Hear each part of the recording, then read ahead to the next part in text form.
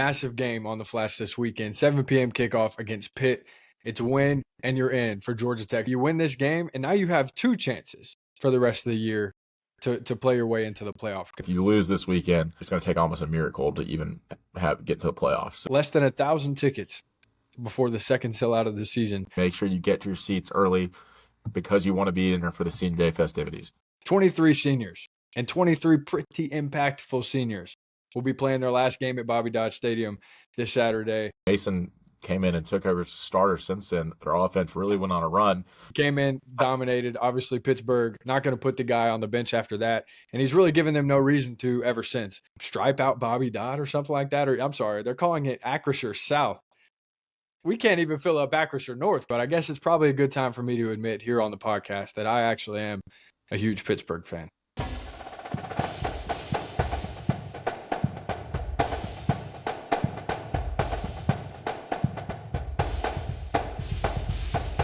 Jolly Goodfellows is back for our very first preview episode. A massive game on the Flash this weekend. 7 p.m. kickoff against Pitt. It's a win, and you're in for Georgia Tech. It's been a while since we could say those words, huh, Patrick? I don't remember the last time, even in 2014, the last time we went to an ACC championship, we weren't even playing. UNC beat Duke on a Thursday night, and Georgia Tech got in. So there hasn't been a win in your in situation. I want to say like in 2009, when we went up to Duke, they played a pretty bad Duke team in David Cutcliffe's second year. We beat them like 49-10, but it wasn't at home, and it obviously wasn't a high-profile game at night at Bobby Dodd. So this is probably like the first time ever I would say that Tech in the ACC championship era has had like a win in your end and this big of game in this spotlight. So it's exciting. I've been ready for this all week. It's been week's been eking by, but I'm pumped for Saturday. Man, you can already feel the nerves starting to creep up a little bit. I was saying to you earlier this week on our Monday episode, not Tuesday episode, our Monday episode, where we kind of recapped the Boston College game, that I remember being so nervous for Colorado because I just knew that, if they won that game and eventually got through Clemson, that it was going to be a special season. Obviously, the Jackets did that, and now here we are going into the second to final week of the regular season where Georgia Tech has a chance to play themselves into a game where they could submit themselves firmly into the mix of the college football playoff. You couldn't ask for anything more as a Georgia Tech fan. I mean, it's an unbelievable position to be in. A lot of nerves for myself. Patrick, how are you feeling about the game this Saturday? Just how your nerves feeling? My nerves, they'll catch up with me a lot more on Saturday. It'll be interesting to see how I feel before kickoff. Right now, I do think that Tech has a lot of advantages with just so much riding on this game going into it at night, it being senior day for, a pretty special group of seniors that, starting with number 10. So yeah. I feel pretty good about the game. I'm not sure exactly, I think I'm going to kind of change emotions between now and then. Yeah. But, I think this is huge. Georgia Tech has such an opportunity. It reminds me, somebody was given a doomsday scenario about the 2006 season the other day. Tech was 9-2 heading into the last home stretch, getting ready to have a special season. Well, fast forward to 19 years later, we're 9-1, and they're like, let's hope we don't have that doomsday stretch again. And I was just like, why would you tell me that? Because that's also something I've been thinking about a lot since then. Amen. Yeah, I think, put the odds to this game aside, I feel like the general consensus among college football fans is that Georgia Tech is going to finish this season 9-3. Obviously, after an 8-0 start, that would be a pretty horrible way to finish the season. So, beyond that, there's let's not think about it that way. Let's think about what is on the line for Georgia Tech, and what I think is an opportunity. You win this game, and now you have 2 chances for the rest of the year to play your way into the playoff. Because I'm of the thought that if you can beat Pitt and you beat Georgia, you're in. I think the committee hopefully would have enough respect for a win against both of those teams to put them in no matter what happened in the ACC championship game. But again, you have the option at that point, in my opinion. What do you think about that? If you beat Pitt, the Georgia game is a win, and you're going to be 11-1. There's no way that they're going to leave a Georgia Tech team that's 11-1. At that point, you'd have to think they'd be up at round number 6 or 7 in the CFP, just based off beating. And I think even if they beat Pitt this week, that they would actually climb up a couple of spots to 12 or 13. Oklahoma is in front of them. They play a tougher game this weekend. Vanderbilt could technically lose at Kentucky, or I don't know if they have Kentucky at home or whatnot. But there's some opportunities for that to happen. So Georgia Tech wins this week. They really, like you said, they really will have sort of two more at bats. But if you lose this weekend, it's going to be it's going to take almost a miracle to even get to a playoff. So this is why this is the biggest game in our lifetime. I think Yeah, the exactly. first home game in our lifetime will excuse some of the ACC championships and whatnot. I don't know, But man. I mean, for me, this game even topples those because I was obviously at the ACC championship in 2014, and it sort of felt like maybe there was a glimmer of hope where if Tech could have pulled out that win over Florida State, that they might have squeezed in at the 4 spot, but probably not. no, And I don't. obviously, that didn't end up happening anyway, so it doesn't matter. But this is, again, as we've been talking about, this is a very clear path towards, call it what you want. It's competing for a national championship. And I'm not going to sit here and say that Tech's going to win the dang thing, but it puts them in the mix. And what more could you ask for as a Georgia Tech fan? It was what I was excited about when they expanded the field to 12 teams. I knew that it would give teams like Tech an opportunity to get in and make a statement, prove that you belong as a part of that 12-team group. So massive implications this weekend. 7 p.m. kickoff. Georgia Tech obviously undefeated in the last 10 at Bobby Dodd Stadium. I think they're just a completely different team in that home field environment. I know that Brent Jones, shout out to that guy. He's been such an incredible hire for Georgia Tech, and He was he an AD at announced Troy before this, right? And correct, yeah, and whoever he's is an associate yeah, AD he's been now. great. I He's love been him. Great amazing. follow on Twitter. Great follow, yeah. Make sure y'all go give him a follow. He announced today less than 1,000 tickets before the second sellout of the season for Georgia Tech. So if you've not already, be sure to go grab your tickets. What was that? I said, go get your tickets, guys. If you haven't gotten it, you go buy. They're like $40 online. Are Go they get really them. that cheap? I guess maybe like in Like like the upper 41 north. for all the upper north and like Yeah. some of the upper west ones. Yeah, and I mean, listen, there's not a bad seat in Bobby Dodd Stadium. So if you're someone that doesn't go to games very often and you're worried about being close to the top, just know that there's really not a bad seat in the place, and you're going to have a great viewing opportunity. I mean, you get up there, especially at night, you see the Atlanta skyline in the background. It really doesn't get much better than that. In fact, I almost wish sometimes I would sit up higher just to be able to experience that some more. Yeah, so Um, if you're sitting on sometimes even the upper north right up there, and you have that entire view of oh midtown my and gosh. downtown, it's picturesque. It's awesome. There's really nothing better than it. Yeah, a lot of people would argue best backdrop in college football, but Yeah, I would definitely argue that. So yeah, for sure. But again, a massive opportunity for Georgia Tech. It's not going to be an easy game. We'll get to what happened last week for Pitt, but a really good Pittsburgh team coming into Atlanta this weekend. I think there's a lot for us to go over in regards to Pitt. Start the season 2-0 before losing what a lot of people would probably consider a bad game, a backyard brawl against West Virginia. I think it was 34-27 final. So a close game, but West Virginia now at 4-7 at this point in the year. So, maybe not the best loss there. And then the following week at home, they go up 17-0 against Louisville, only to get outscored. Hang on, I got 34-10 the rest of the way, including a shutout in the second half. So a rough couple weeks there for Pitt after what was a pretty decent start. But yeah, I mean, ever since then, it's kind of been a little bit better. What are your thoughts on Pittsburgh? well, I think it's a different team than those first couple of weeks. I think Eli Holstein was the starting quarterback for all those games, those losses. So before Yeah, Mason Heintschel came in, their offense wasn't nearly as explosive, and he clearly gave a lift to them. I thought, surprisingly, I actually thought Eli Holstein was going to be a really good quarterback coming yeah, into the year. a lot of And people did. I was, he started about 7-0 last year, but then when Mason came in and took over as a starter since then, their offense really went on a run. Now, granted, the competition wasn't quite that stiff. I'd say the only team that they played that was decent during that stretch was FSU that they beat in the ACC. They beat up on some ACC bottom dwellers, but at the end of the day, they won and they put up a ton of points, Hmm. which obviously it scares a lot of Tech fans right now based on how our defense has been playing. Yeah, definitely. You mentioned Mason Heintschel. He comes in against Boston College, 30 of 41, Patrick, for 323 yards and 4 touchdowns. First ever career start for the true freshman. To put Yeah, up some numbers like that, that's pretty insane. yeah, and that's a BC game. I think they won 48-7 too. So Yeah.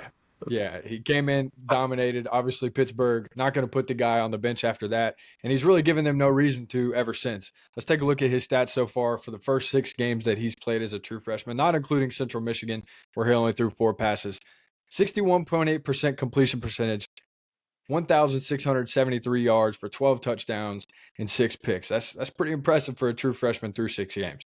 Yeah, I mean, for a guy that didn't even think he was going to be the starter coming into the year, he gets thrown into the fire, and then goes on a run and beats a bunch of ACC teams. And right now, he really got Pitt into the ACC title hunt. Pitt was kind of an afterthought. They were 2-2, and they were not, nobody really thought. They snuck up and they got up to 7-2 prior to last week, and got the national ranking. So it was really impressive.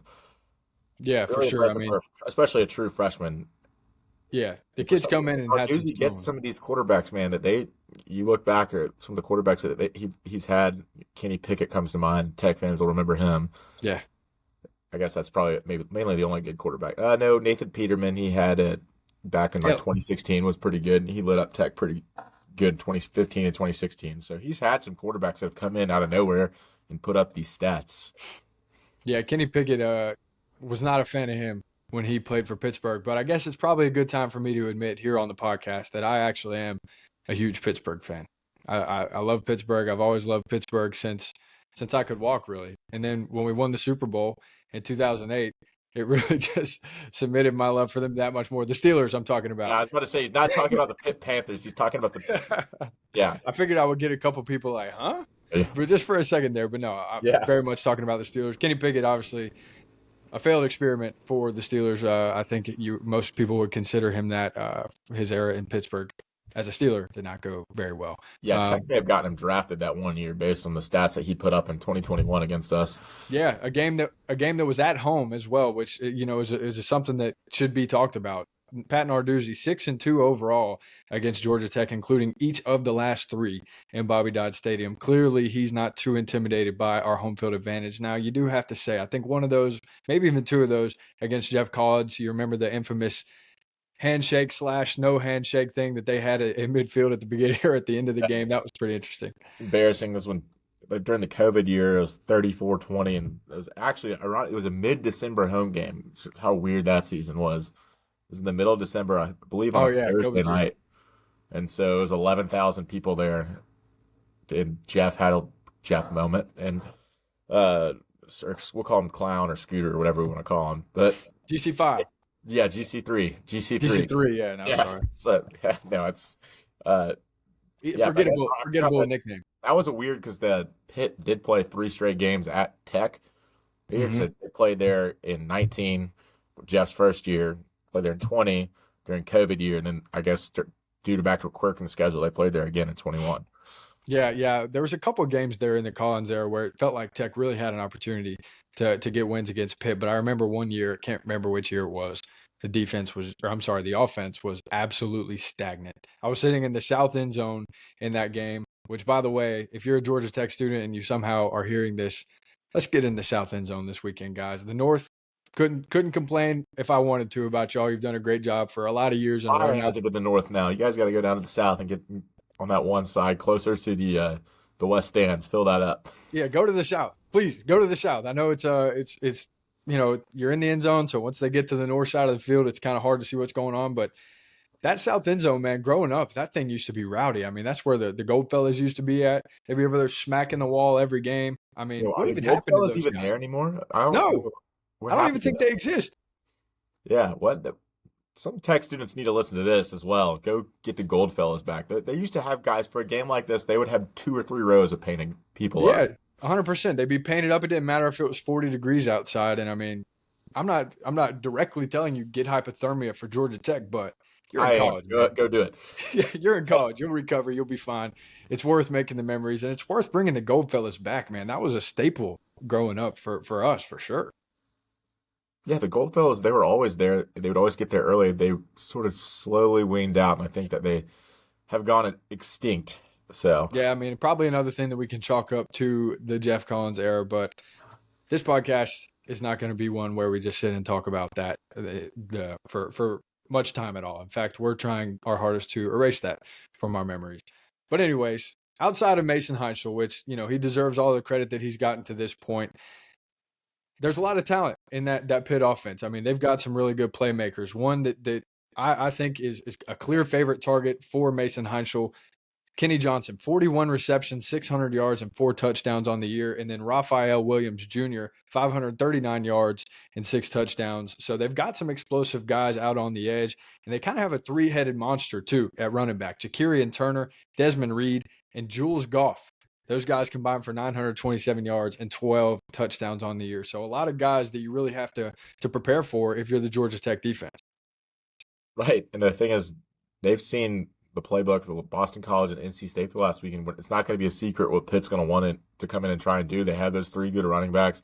They have weapons on the outside. Tech hasn't been able to guard weapons on the outside, haven't been able to get pressure to the quarterback, and haven't been able to stop the run. So Pitt's probably licking their chops on their offensive side of the ball, excited to go against this Georgia Tech defense. So it's going to be on the Tech defense to be able to come out and make a statement, get some stops, get some pressure, and stop the run. Don't get them into make them throw the ball. Don't let them have 2nd and 10 and be able to, or 2nd and 5 and be able to just dump it over the middle.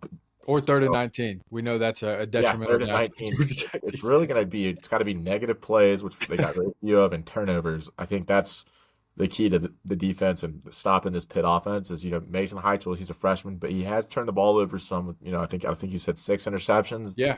And Georgia Tech has got to be due for some interceptions. We just have not gotten many the last couple of years, last 2 years. So if we can get a pick or two, preferably we get 2 picks off this kid, I think that's going to go a long way into helping Georgia Tech win this game and get the crowd into it and give that defense a little bit of confidence back.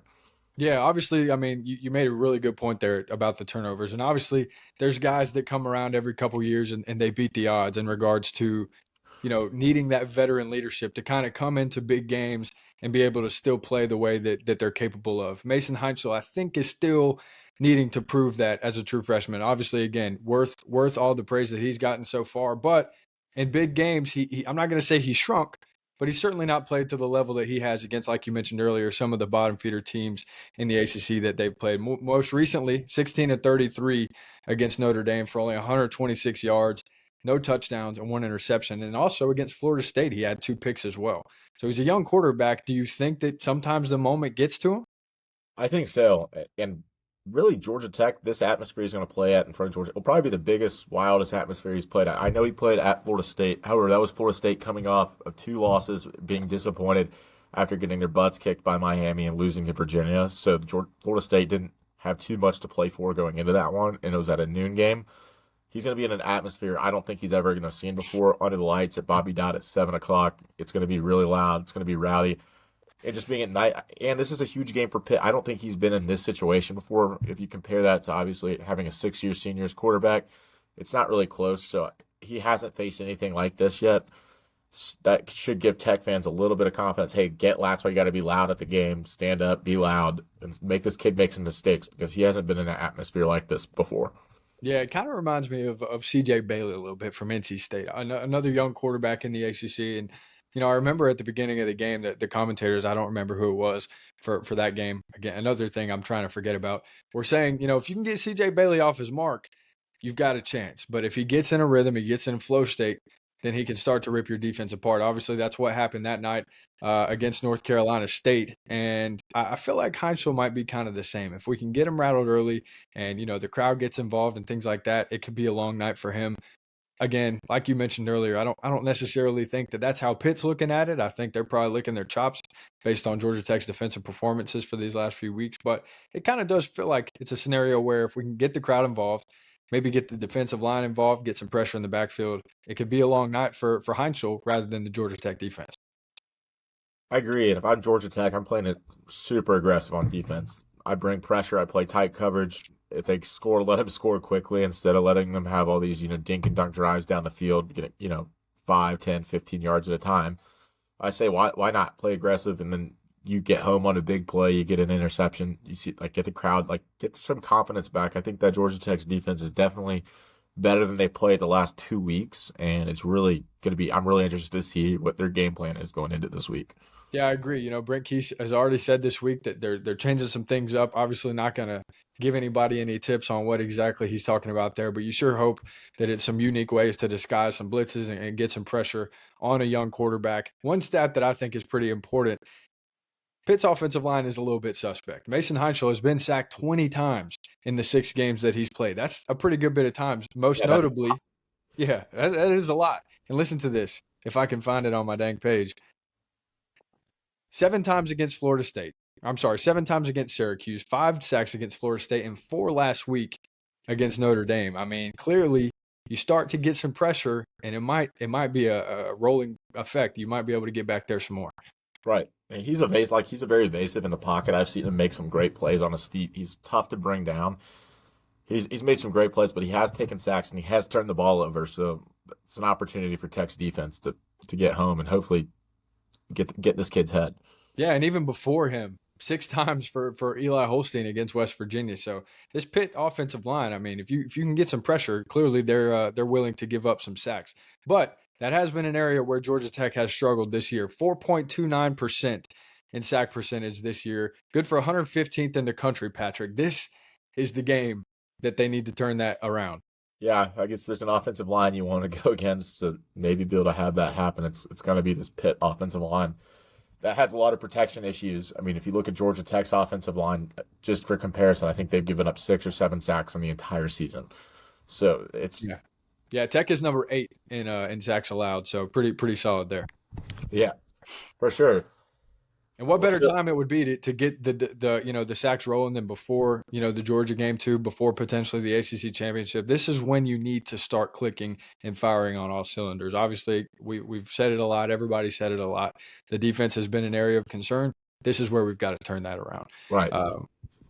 And it'll be something that's difficult for Pittsburgh to do as well. The Georgia Tech defense will obviously be where a lot of people are watching and paying attention to see how they play. But the Pittsburgh defense could be in trouble as well. They've not been the most impressive group themselves, and they face a giant in the Georgia Tech offense this week. The number 1 offense in the nation, by the way. Can we get a round of applause for Buster Faulkner and for the Georgia Tech offense? That's pretty amazing.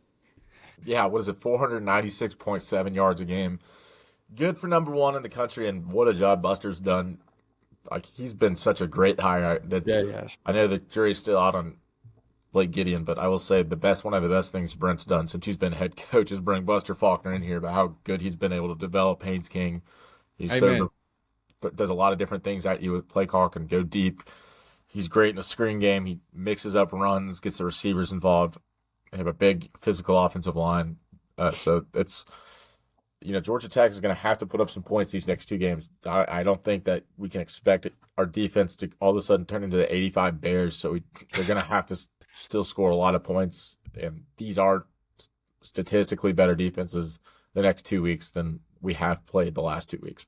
Sure thing. Yeah, I mean, it's going to be interesting. You brought up Haynes King. We're going to talk about him every podcast, whether you like it or not. Pat Narduzzi says stopping Haynes King is the number 1 key to victory for Pittsburgh. I think that's probably a strategy that I could have come up with myself if I was trying to face Georgia Tech. A lot easier said than done so far this year, huh? Yeah. Pat Narduzzi he had a lot of high praise for Haynes King. He's pretty much said the kid should be in the Heisman race. Had a lot of high praise for Brent Key as well. So Pat Narduzzi, hopefully, he sounded a little bit different tone this week in his press conference as compared to last week before the Notre Dame game. We all remember that infamous comment he made last week. Mm-hmm. So if Haynes King has been so good not turning the ball over this year, knock on wood, and he's seen a lot of different defenses and seen how people attack him a lot. And I think the thing that makes Buster so good as a play caller is his ability to adjust to how people are doing. Even if it's, gets shut down for a quarter or 2 quarters, he eventually does make an adjustment and find what's working against the defense. And Haynes also does a really good job at being able to read defenses as well. So I'm not terribly worried about Pitt being able to stop our offense consistent. I just don't see them being able to do that. Yeah, no, I mean, it's been a tall task for any defense to face this year. I think probably Wake Forest in that first half probably did the best job of anybody, but obviously. And that's probably the best defense that we played. If you look at statistically, Wake is Wake. And then in the second half, though, I mean, the Tech offense kind of comes out and has their way. Credit again to Buster and the adjustments that he's been able to make so far this year. There's been a lot of criticism, historically, I think, of Buster, and it seems that maybe some people will say 1 quarter out of the 4 every game, or for a few drives out of the game, he kind of disappears. I think he's kind of gotten away from that as the season's progressed. But one thing that I think has become problematic for Georgia Tech, and that they'll absolutely need to fix against Pitt if they want to win, is their red zone conversion. It seems that there's been a lot of times, particularly in these last few weeks, where the Jackets have had a great drive going. They get down into the red zone, sometimes even inside the 10 in those goal-to-goal situations. And we're settling for 3. How can we stop doing that against Pittsburgh? We got to stop getting false starts down there. That's been a huge thing. There's been several times against NC State and against Boston College where you had the ball on the 1-yard line and you get a false start. So that's got to stop. You really just got to be able to punch in. Some of the play calling also does seem to get a little bit cute down there. Like I have number 10 run it 3-4 times and then let them stop. Don't reinvent the wheel when you're down in the red zone. And you got to score touchdowns there. If you look at that NC State game, I'm not saying Georgia Tech would have won that game by any means, but yeah. There was 2 opportunities there. If they score 2, it's a different ball game. And so, and especially against these better teams the next 2 weeks, there's no doubt that these teams are a lot better than the last 2 that we played. You're going to have to score touchdowns if you want to win the game. And the team knows that as well. You heard Haynes King say it in his press conference after Boston College saying, we got to score touchdowns in the red zone. So I hope that they're able to do it because if not, Tech will not be able to afford to settle for 3 these upcoming weeks.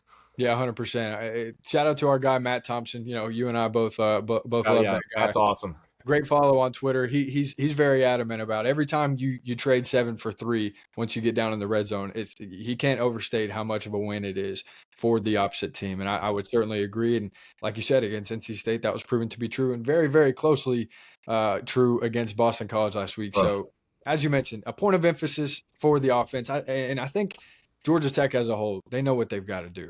So it's just going to be about going out and executing. They know what's on the line, and I'm sure the coaching staff and everybody is going to be prepared for this. They just got to go out and do their job, man. There's some more things that I want to touch on, before we start talking about the ACC and the rest of that kind of stuff. Something going on Twitter right now, I think is quite funny. It's a clear troll job from the Pittsburgh fans, and unfortunately, some Tech fans have taken the bait and hook, line, and sinker. They find themselves up in the live well. Stripe out Bobby Dodd or something like that. Or I'm sorry, they're calling it Acrisure South.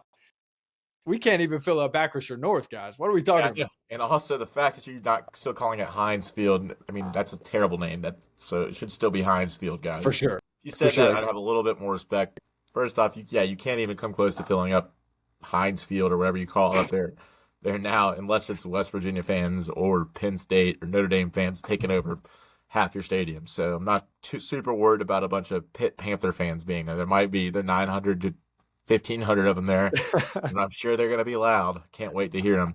It's been pretty funny. I mean, they've gone the extra. They're going along with the troll job very well. Like they took a picture of a Bobby Dodd against Georgia in 2013 and photoshopped it. Man. And then they also were like in 2019, we took over. I was like, that game, but so well. Yeah, it's been hilarious. It's kind of funny to see the buy-in from the entire fan base. I kind of respect it, to be honest. It's a troll job I'll give them a little bit of credit for because the small amount of Pitt fans that there are on Twitter are all going along with it, so it's in unison. 100%. Yeah, they're doing great. I mean, a lot of these people. Guys out at the tailgate, all 7, we won't see her. It's going to be very easy to spot because you won't be many of you. We'll say, hey, good job on the troll. Yeah, I mean, these folks are sitting on their phones typing this stuff, knowing dang well that they're not even making the trip. I know. One guy tweeted out that it was the line at whatever airport is up in Pittsburgh, and he said they're already making their way down south to Atlanta. And it had like a line just completely backed out. It's so ridiculous. I mean, it's honestly so dang funny. And I know. I do appreciate a good college football troll job. And there's so many Pitt fans coming that they had to get to the airport on Tuesday night because there were so many coming. That all the rest so funny. I know. I love how they're acting like that. Like they have, like you guys need a lot of help to get to the ACC championship. So if you win this game, you still have a very small chance to get to the ACC championship. I hate to burst that bubble for you guys, but I'm going to. Yeah, 68,400, Patrick, is the capacity at Acrisure Stadium. Pitt's average attendance over the last 5 years, 46,653, a respectable number, but you guys aren't. That's not enough to come stripe out Bobby Dodd. Let's be serious. Yeah. Honestly, super funny stuff. Moving on to something a little bit more serious and something that I don't know if I want to say it's an area of concern for Georgia Tech, but something that is going to be happening on Saturday night is that the Jackets will be honoring a lot of seniors, and then when I say a lot, I mean a lot. 23 seniors and 23 pretty impactful seniors will be playing their last game at Bobby Dodd Stadium this Saturday. I mean, I'm sure you know off the top of your head most of these guys. I've got a list of them here, but off the top, Patrick, name some of these impactful guys that are playing their last game at Bobby Dodd that it's going to be pretty emotional to watch. Well, I think you obviously know who I'm going to like. Haynes King playing. That's going to be an awesome scene. It's probably going to be similar back to in '99 and Joe Ham's senior day when people kind of went crazy against Georgia. But there's a lot of guys that literally have been at Georgia Tech since since 2020. I think Jason Moore, senior defensive tackle, was here in 2020. Malik Rutherford was here in 2021. Jamal Haynes was a redshirt freshman in 2021. These guys have seen Georgia Tech football at its worst time in history. And a lot of them, they didn't transfer. They saw it out. They stayed loyal. They stayed with Brent, and they have a chance to go play their last home game and clinch an ACC title. That's really cool in itself, and I'm really happy for those guys. I mean, a lot of them being able to stay here and how much like Georgia Tech means to them. It's been a very impactful group of seniors, and it's the reason that I think a lot of people thought Georgia Tech was going to be pretty decent this year is because of how many seniors they had and how many that they had that are starting. So I'm excited. I'm going to be there at Bobby Dodd early on Saturday to make sure, and obviously I'm going to say that to whoever's listening, make sure you get to your seats early because you want to be in there for the senior day festivities. Yeah, 100%. So many guys. I'm just going to name them, Patrick, because I want everybody to know how impactful. I mean, you're going to hear these names and be like, wait, that guy's gone? Wait, that guy's gone? Yeah, who are we going to have? Of impact guys you're losing. So let's start with the offense. Obviously, like you just said, we've got Haynes King. After Haynes King, starting running back, Jamal Haynes is a senior. Let's go to wide receiver, Patrick. Malik Rutherford, Eric Rivers, Dean Patterson, and Raheem Smith all playing their last snaps at Bobby Dodd Stadium. I mean, that is 2, maybe 3 very impactful guys for Georgia Tech's offense this year. A lot of receiving production. On the offensive line, Big Red Keelan Rutledge. He's playing his last game at Bobby Dodd Stadium. Joe Fusel is playing his last game at Bobby Dodd Stadium. And Will Reed on the offensive line. All will be done. Moving on to tight end, it doesn't get any easier there. Brett Seither is a senior. JT Byrne is a senior. Josh Beetham is a senior. I mean, Luke Harper, you better be ready to carry the boats next year, my man, because all these guys are headed out. It's a crazy thing to look at, all these guys offensively being gone. I mean, obviously, there's a lot of excitement for Aaron Fowler next year, but what kind of weapons is he going to be having next year, Patrick? I mean, well, that would be a good segment for us to do in the offseason. But yeah. What are your early thoughts? We'll have to look into the transfer portal definitely to fill in, especially at tight end. I think that's going to be a point of emphasis this offseason. Yeah, for sure. Let's move on to the defense where it really doesn't get any easier at all. Jordan Vanderberg, Ronald Triplett, Akilo Stone, Matthew Alexander, and Jason Moore. Is that your entire starting defensive line right there that's leaving? That sounds pretty much all your defensive tackle rotation.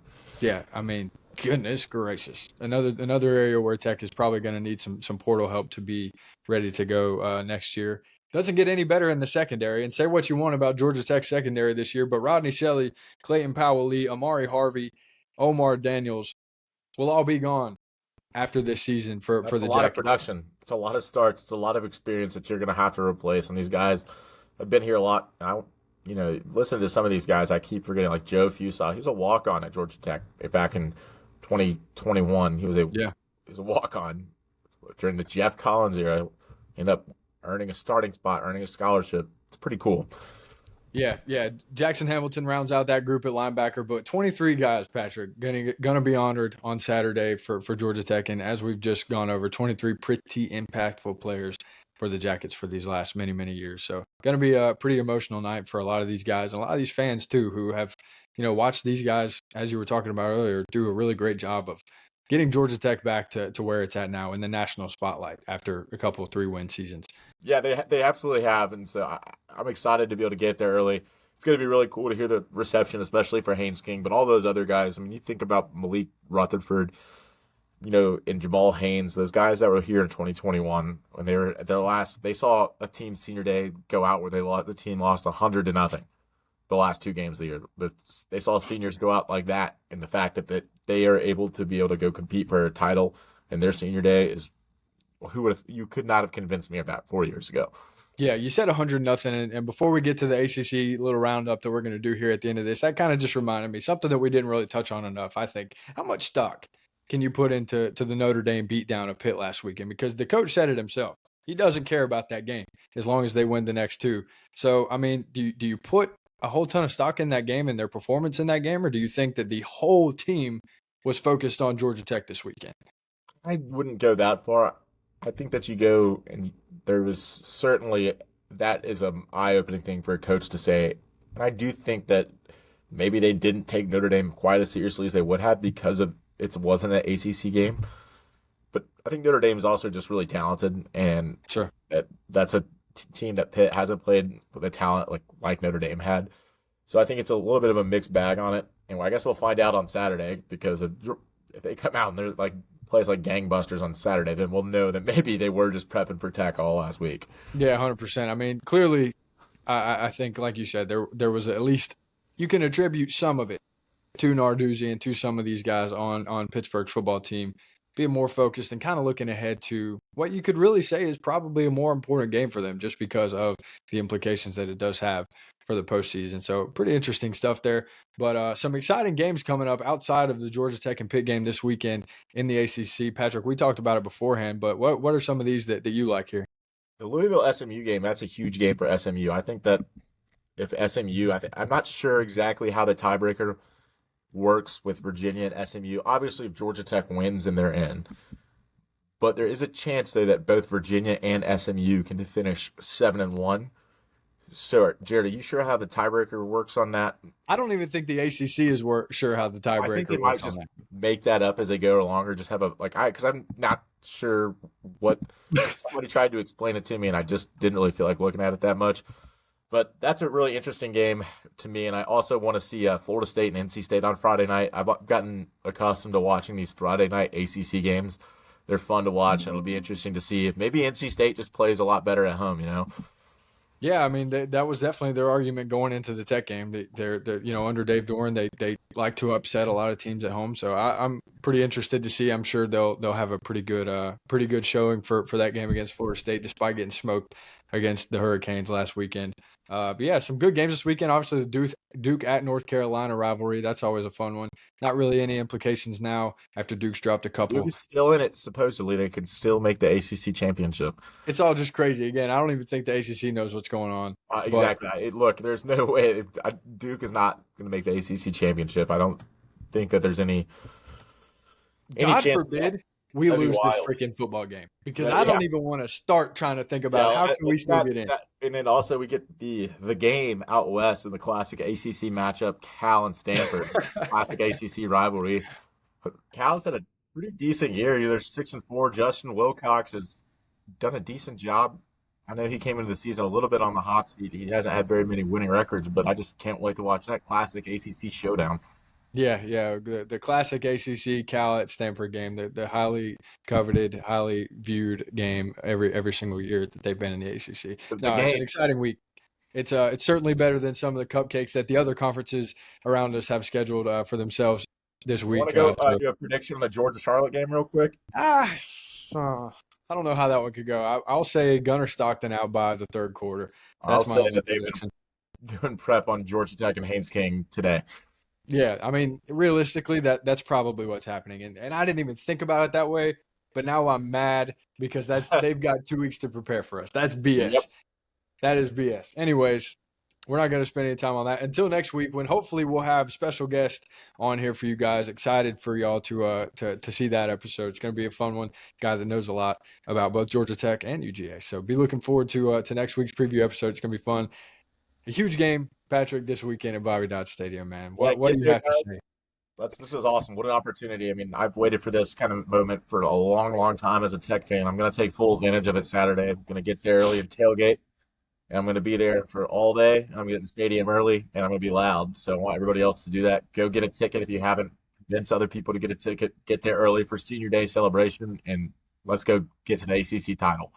Yeah, before we get off, I'm just going to check, make sure Brent Jones hasn't announced a sellout yet before we hop off of here. I doubt it, but less than 1,000 tickets remaining. So, like Patrick said, go get them. Supply and demand. They're not going to get any cheaper guys. If there's only 1,000 left, then they're probably going to go for a premium unless it's Friday night and we still not sold the thing out yet. So go get your tickets. Let's get a sellout for these guys, man. They have more than earned it. Patrick and I will probably be in the same place at the same time for a lot of Saturday. If you see us, please do say what up. I'm always trying to meet more Georgia Tech fans. A lot of times I come to the game myself, just me. So please say hi. I think there's going to be like a Twitter tailgate happening. Shout out to Patience and King Season on Twitter for that. I think his name is Zach. So shout out to them too for organizing that. I think they even said Eric McLean might pull up, and our friend Jay Gold might be there as well. So I'll be there. Come see me there. I don't know if Patrick's planning on swinging by, but that should be some fun as well. Yeah, I'll see you guys around. I'll be tailgating. I'll tweet out some locations. So come say hey and let's get after it Saturday. Absolutely, yeah. Huge opportunity for Georgia Tech, man. Let's cherish this moment. Let's hope the boys go out and play as good as we all know that they can, and let's get a berth into this ACC championship game, guys. Let's make a huge home field advantage. It helps the team. Do your part. Be there. Be loud. Stand up on third downs. Scream your head off. Don't be a Karen and tell someone to sit down behind you. If they're standing up, just stand up and look over their shoulder. We look forward to seeing you guys there. Thank you guys for listening. I think we were over 300 views on the last episode, Patrick, last time I checked, and now over 100 subscribers. So amazing support already. It's been awesome, and we thank y'all for that. But until next time, we're gonna have a Sunday recap episode or a Monday recap episode coming for you guys. I just can't get that day right, but we look forward to seeing you guys then. Yeah, it's sometime next week. We'll see you guys then. But for Patrick May, this is Jared Hollis and the Jolly Good Fellows.